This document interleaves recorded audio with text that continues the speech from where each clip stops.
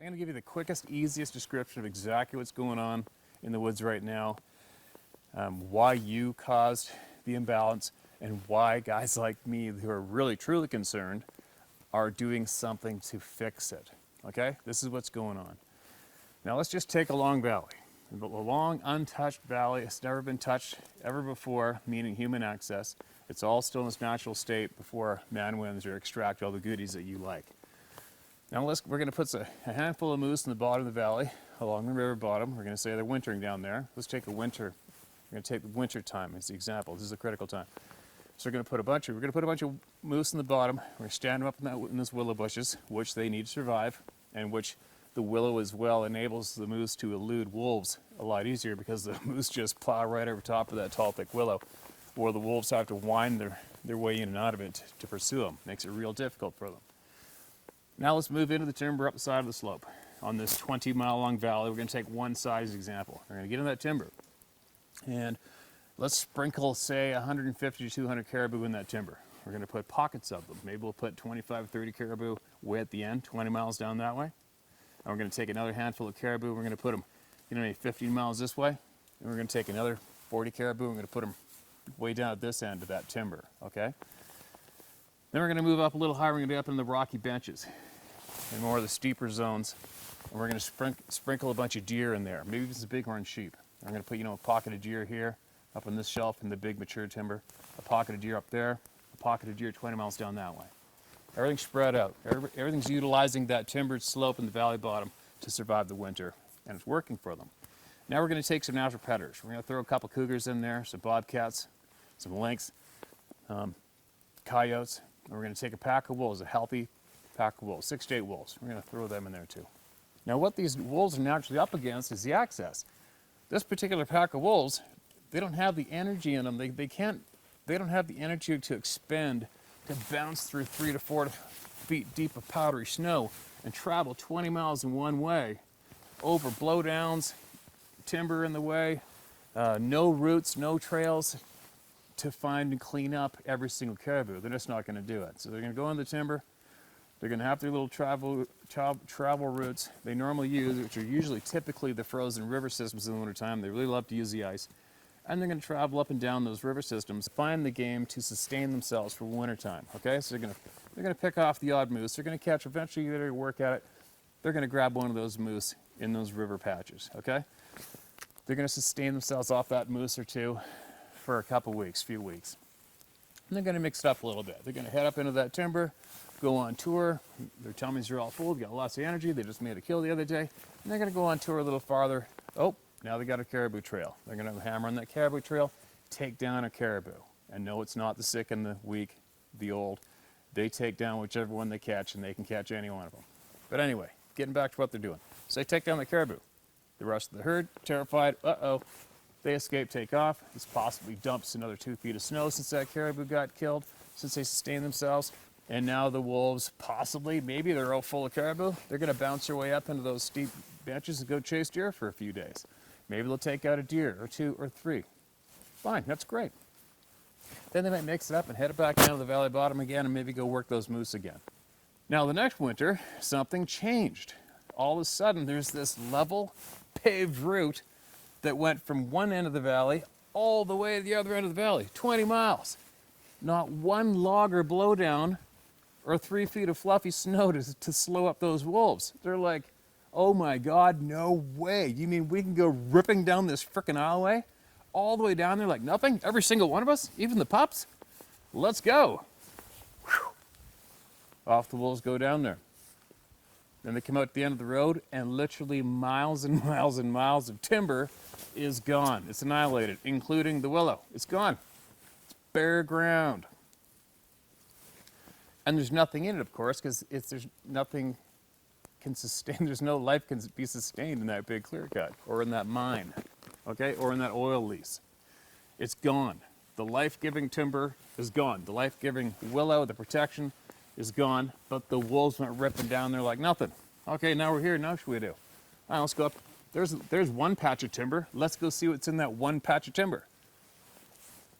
Where there could be whatever's in that timber. The last standing, it's the last piece of cover for that group of caribou that was at the other end of the valley that was never discovered by these wolves ever before because the wolves never made it that far. Well, now those caribou are just got discovered in that tiny patch of timber. And the wolves annihilated them. The caribou had nowhere to go.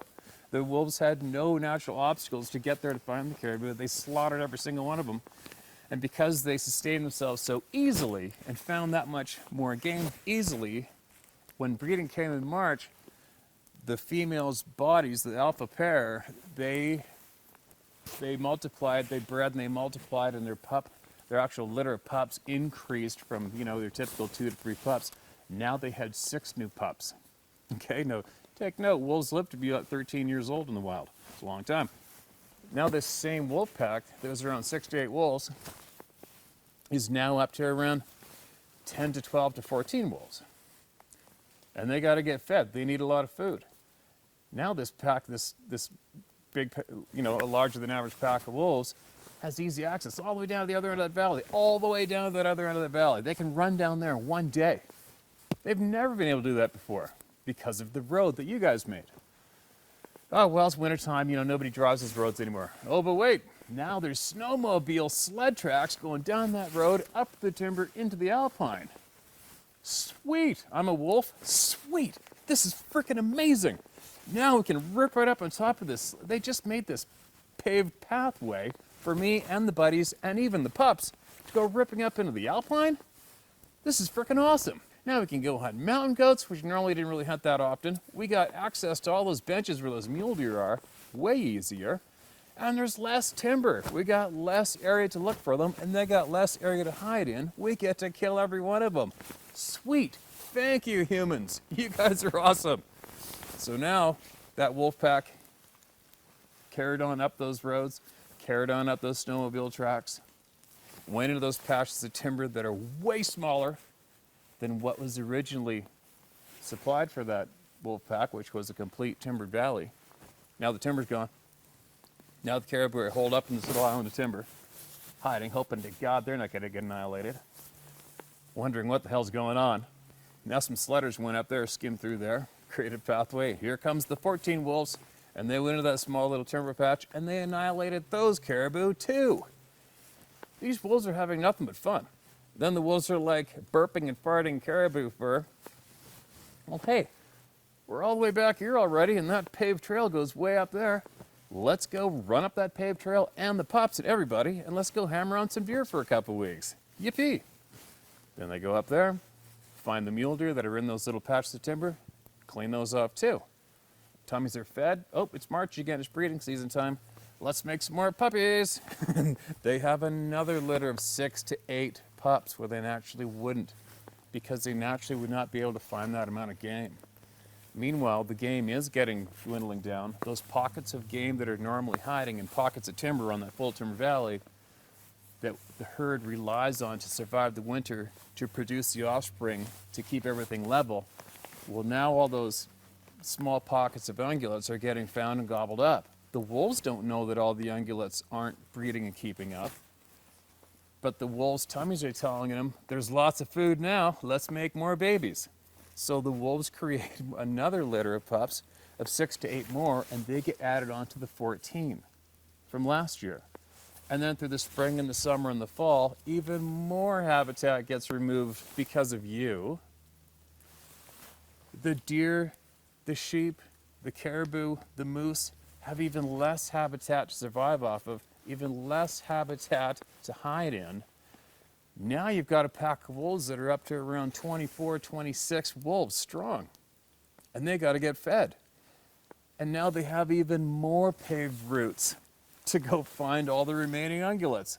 Now they have even more snowmobile track in the wintertime to run on top of, even the pups too, everybody, to go find the remaining ungulates, and they gobble them up too. And then they're gone. And then people like me, who spend an average 200 plus, 250 plus days a year in the woods, First Nations, cattle ranchers, other concerned outdoors people, hunters, trappers, they see this going down, they ring the alarm bell, and they get absolutely shit on and attacked by the very people that caused all this to happen. Now the people that caused this to happen are attacking the people that are ringing the alarm bell about the surplus wolves that are annihilating everything. They're attacking them. And they're trying to stop them from getting a handle on these surplus wolves so they can save the caribou, so they can save the sheep, so they can save the deer and the moose. The same people that are responsible for the extraction and the annihilation of the habitat, the same people that did that to the ungulates, are on top of that trying to stop people from leveling out the imbalance they caused. It's almost like you people that are so upset and angry at people that are harvesting these wolves, eliminating the surplus wolves, it's almost like you people hate caribou, hate moose, hate elk, hate deer, and hate mountain sheep because you can't be more effective in annihilating them. You can't. You have done it perfectly. You've created the perfect storm. You took away their food, you took away their cover, you created access for the wolves, and you enabled the wolves to reproduce unnaturally and annihilate all those game animals. And now you're trying to protect the wolves from being leveled out from humans that actually really care. I mean, you could not create a more of a perfect storm to annihilate the ecosystem than you, the anti-hunter, anti-trapper, so-called concerned conservationist. You've done a beautiful job. Then all of a sudden you have other people on your team who are also, for some weird reason, they hate the ungulates and they hate the ecosystem. And they deliver biased reports to the population about fish and game clubs who, out of desperation, have had to create contests to help try to eliminate the surplus predators to save the remaining ungulates. Now you've actually got global news jumping on the team of annihilation. Let's call it Team Annihilation, which consists of the city dwellers, global news, Raincoast, all these people, Great Bear Rainforest people, all these people that call themselves conservationists, and they're trying to stop the leveling out of an overpopulated predator population that's absolutely annihilating the game animals. It's absolutely unbelievable. It's frustrating, it's heartbreaking, it's sad. It's like a bad car accident. It's just, you drive by and you look and you just feel sick to your stomach, and there's nothing you can do about it.